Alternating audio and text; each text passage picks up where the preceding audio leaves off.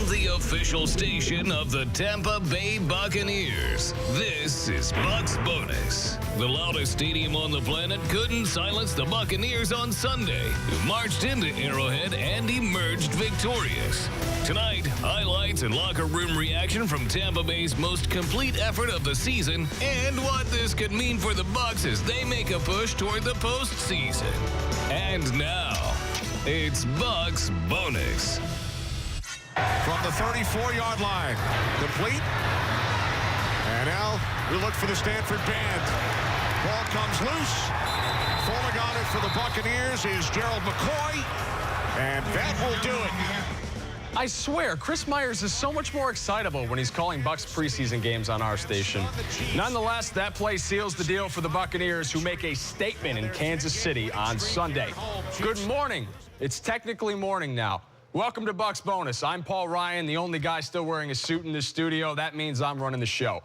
I'll admit, this program is going to be much more cheerful than I anticipated it would be, so lather up and bask in the sunshine of a huge Buccaneers win. Tampa Bay's got a tough schedule down the stretch, but perhaps no obstacle loomed larger than this week's game in Kansas City. The Chiefs had won 10 straight at Arrowhead, the loudest stadium on the planet, and had come out victorious in 17 of their last 19 games. Safe to say, Tampa Bay would have to play a nearly perfect road game to get back to 500 on the year.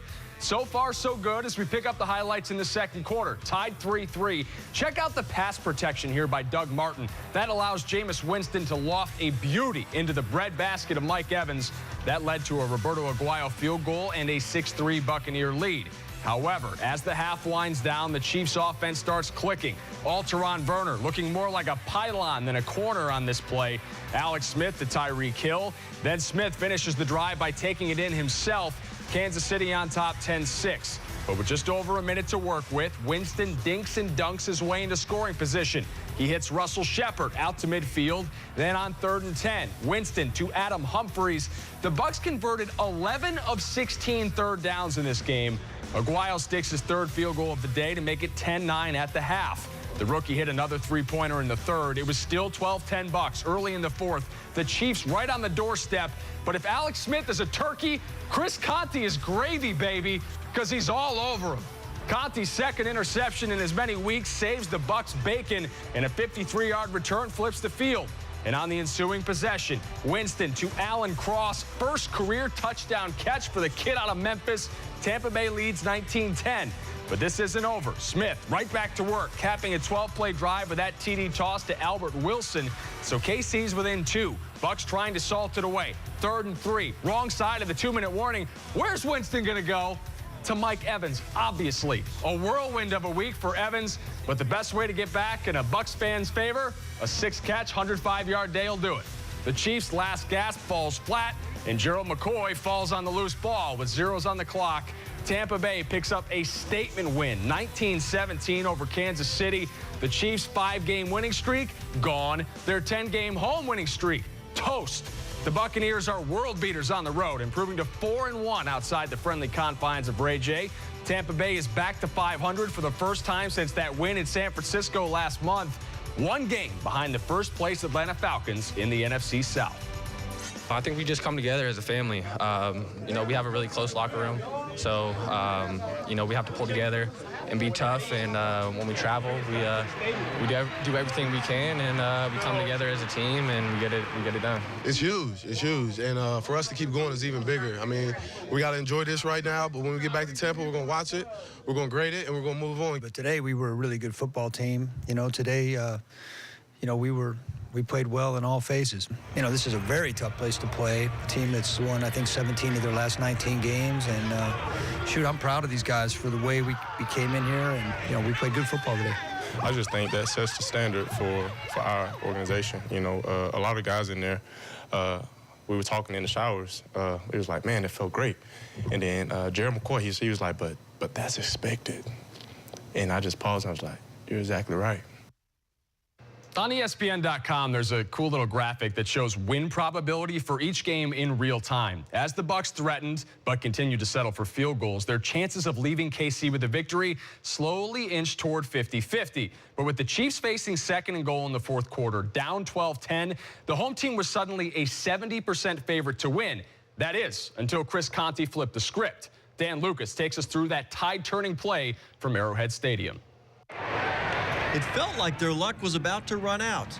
Up 12-10 in the fourth quarter, the Bucs had just surrendered a 44-yard pass. The Chiefs were about to take the lead. Get the pass to the end. It's intercepted. How big was the play now that you've had a chance to soak it all in? I think I was just doing my job, and I was just patient on that play, and it's a play that we've seen before and we practiced, so I was ready for it. I mean, we were over here on the sideline. I was like, oh, that's game. Like, the biggest play of the game, I felt like, and just blessed to have this group of guys, man. They're gaining momentum play by play, and he just comes in and not only intercepts the ball, but returns it to midfield, gives the offense great field position. But it wasn't just Conte's interception that shaped the day. The Bucs offense took the field without a touchdown so far in the game, and that's where the game was put out of reach. The drive, which began at midfield, included 3 third-down conversions. The last one, a touchdown pass to Alan Cross. We was getting there, we was getting down the red zone, we just couldn't convert, and then we finally did.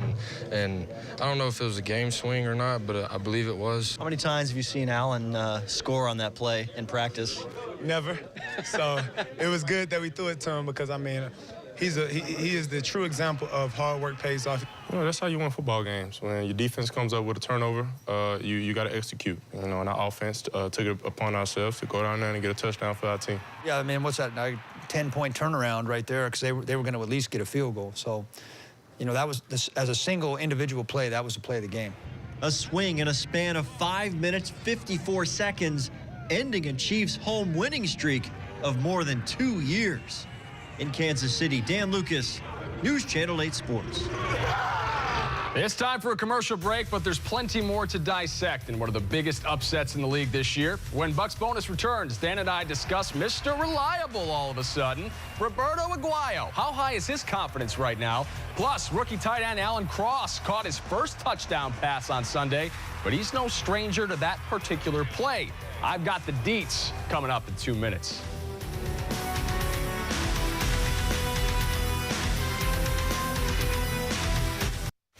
Bucs Bonus.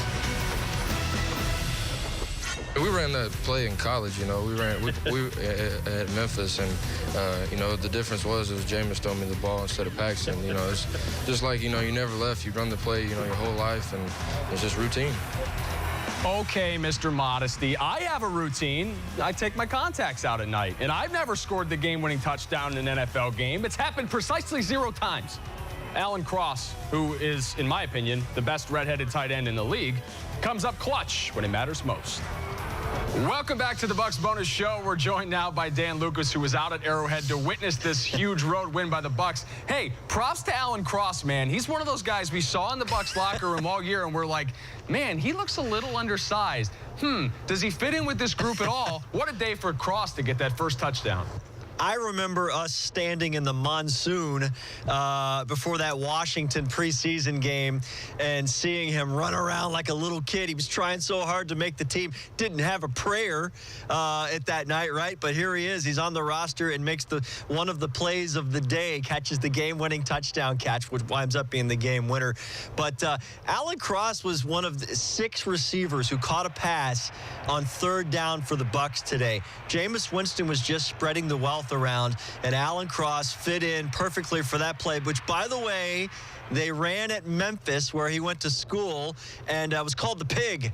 So here we are in the barbecue town. Alan Cross converts the Pig for the game-winning touchdown. Got to be thrilled for him. Man, you got to be thrilled for Mike Evans, too. What a whirlwind week for that guy. And we had a lot of fans on Twitter last week say he had a bad game in that win over the Bears. I didn't think he had a bad game, but the people spoke and said he did. And then after everything he's gone through with the national anthem controversy, to go out and catch for over 100 yards today and have another huge game, what was the attitude like in the Bucs locker room around Evans? A complete sense of relief. I even asked Mike Evans, listen, given what you went through this week, does it feel like everything's okay? And you know what? Maybe in the big picture, he still has some questions to answer in the public opinion. However, yes, it is okay. The team weathered the week together. They went from a win, what could have been a huge distraction, turned it around into a positive. They beat this team here in Arrowhead. Mike Evans had a good day again. 105 yards. He caught a third down catch at the end of the game before the Bucs punted and left the Chiefs with no time virtually on the clock. A play they run all the time in practice. That first down was clutch. It let the Bucs run the clock down really far before they had to punt. So Mike Evans played his part today. A perfect basket catch earlier in the day that set up a short field. So listen, Mike Evans is A-OK as far as the Bucs are concerned, Paul. Dan, this seemed to be the most complete effort we've seen from the Bucs this year. Maybe not the flashiest game, but offensively, defensively, and on special teams. You know, Roberto Aguayo's another guy who's gotten a lot of grief this year, but to go 4 for 4, he's the reason the Bucs won the game. You could see Kyle Brinza missing one of these kicks and the Bucs losing this game last year. It turned into mathematics in the fourth quarter, and you kept thinking, you know, the Bucs can't win this on field goals. And I thought it was very interesting. They got down. It was going to be a long field goal, about 54 yards as the clock expired in the third quarter. Aguayo was on the field. And I'm not sure if they were really serious about attempting a 54-yarder, but then during the commercial, they decided to punt, thinking they could bury the Chiefs. They did not do it, by the way. I was surprised they didn't let him kick it because he was on. When he made the 41-yarder, I believe it was, you knew he was on today. Extra points were not a factor, and he wasn't talked about. So that's when you know Roberto Aguayo is on, when we're not mentioning his name. But let's hope that everything's all in the right direction now. And as Dirk Cutter says, that's what he's paid to do. And he's one of the reasons they won the game today. We've derided Dirk a few times this year for decisions he's made in his first year as head coach, but it looks like this might be one of the good ones to stick it out, weather the storm with their second-round pick, and Aguayo showing his potential perhaps as a Buccaneer. Dan Lucas at Arrowhead Stadium, thank you very much. We're going to go right back to Dan after a short commercial break where he's joined by our Bucs Bonus insider, Roy Cummings, with some more smoking hot takes from today's huge win over the Kansas City Chiefs. Stay with us. Bucs Bonus. Man, the crowd noise was amazing. You know, every third down they did the no chant, and I was so pumped up. It really made me feel at home. You know, so I love playing here. You know, every time I get a chance to hit a no chant, I was even doing it with the fans at the beginning of the game. Hey, Chiefs fans, Wikipedia exists for a reason. You could have prevented this. Next time a former Seminole starts under center at Arrowhead, perhaps the folks in KC will think twice before using their customary war chants. Winston played a clean and effective football game, carving up the battered or perhaps basted Chiefs defense like a Thanksgiving turkey. He spread the biscuit around, too, connecting with 7 different targets. Clearly, this is not the same Jameis Winston we bemoaned after 4 interceptions in Arizona or an ineffective outing against the Broncos. For more on his maturation and what lies ahead for the Buccaneers, we go back to Dan Lucas alongside our Bucs Bonus insider, Roy Cummings. Roy, are we going to start pumping the war chant through the sound system at Ray J? Jameis loved it. I'll tell you what, it's something they should seriously consider at Raymond James Stadium. I mean, let's face it, this kid loved it. He was doing it with the fans today. You know, we were talking about that, Dan, during the game. We were saying, hey, you know what? This kind of plays right in his hands. He's going to feel like he's back home at Florida State. It certainly worked out for him. Dirk Cutter telling us this was the best game he's seen Jameis Winston play. And let me tell you, this kid just continues to rise to the occasion.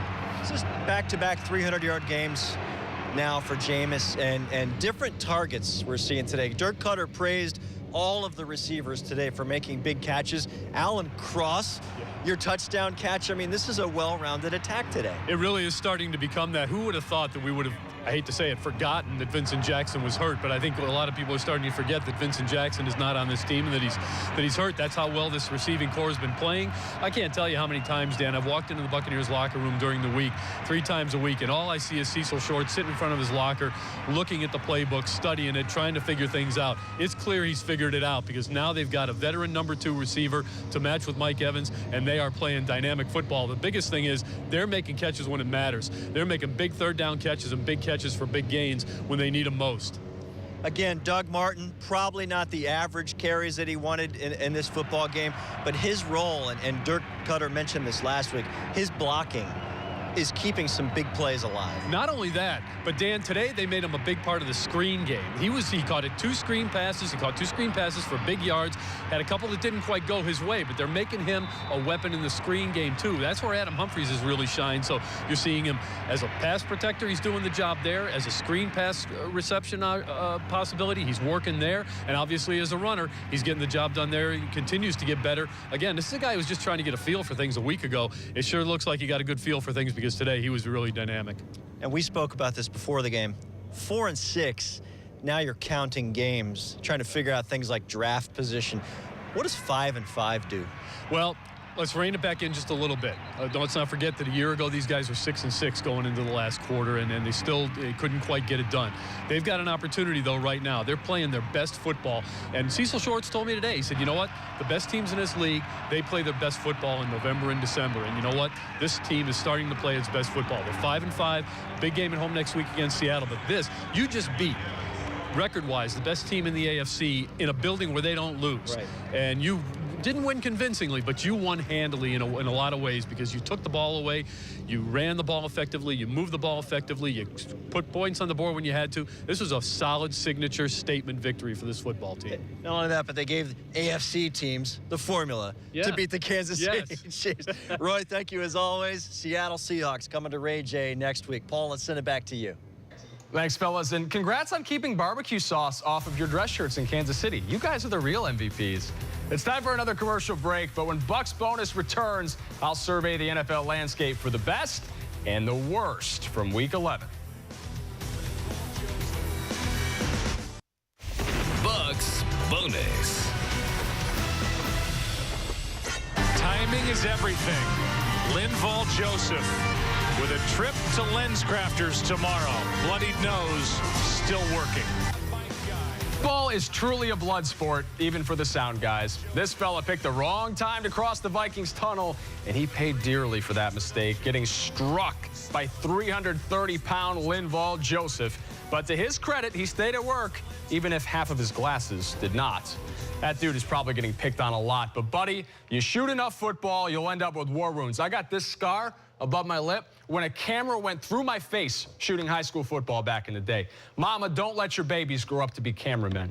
Anyway, outside of the Bucs, the NFC South was stagnant today. The Falcons are on a bye. The Panthers beat the Saints on Thursday. Those two trail Tampa Bay by a game. So let's look ahead to next week's opponent, shall we? The Seattle Seahawks showing out at CenturyLink, the only stadium as loud as Arrowhead. The 12th man has plenty to cheer about in this one. C.J. Prosise with a precise cut toward the sideline, and he's gone. 72 yards and a 7-0 Seattle lead. He only had 76 yards on the day, left with a scapula injury. Ouch. It was 7-6 in the second. This is what makes the Hawks so dangerous. Russ Wilson escapes the rush, finds his big tight end, Jimmy Graham. He is a big, strong football boy. Russ tossed another TD a little later, this one to Doug Baldwin. Seattle beats Philly 26-15.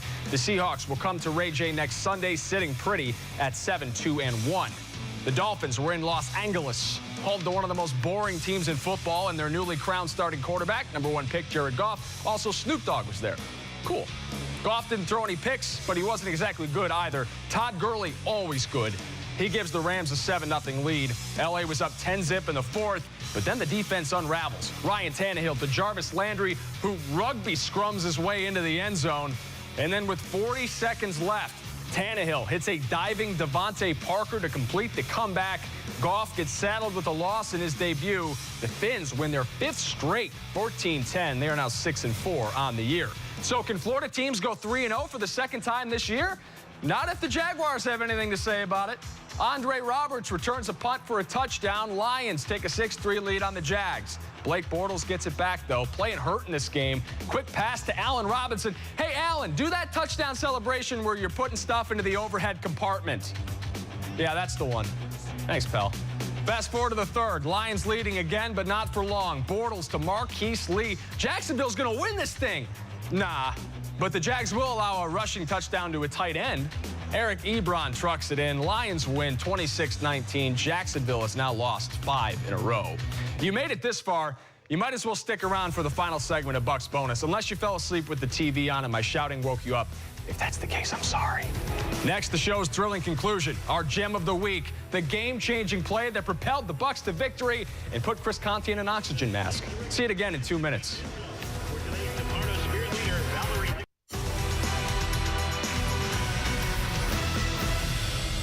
One back set. That's Smith-Zuer. He'll get the play action fake and the pass to the end zone. It's intercepted. Chris is picked off in the end zone to the 10-yard line to the 15. Far sideline, Chris Conte.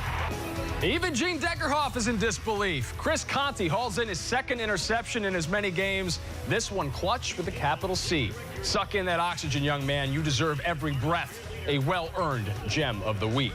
I'm sure you're not watching a show called Bucs Bonus with the expectation of getting NASCAR highlights, but it bears mentioning Jimmy Johnson won the Ford EcoBoost 400 today, clinching his record-tying 7th Sprint Cup championship. So props to JJ. The Lightning off on Sunday. They wrap up their 5-game road trip Monday night in Nashville.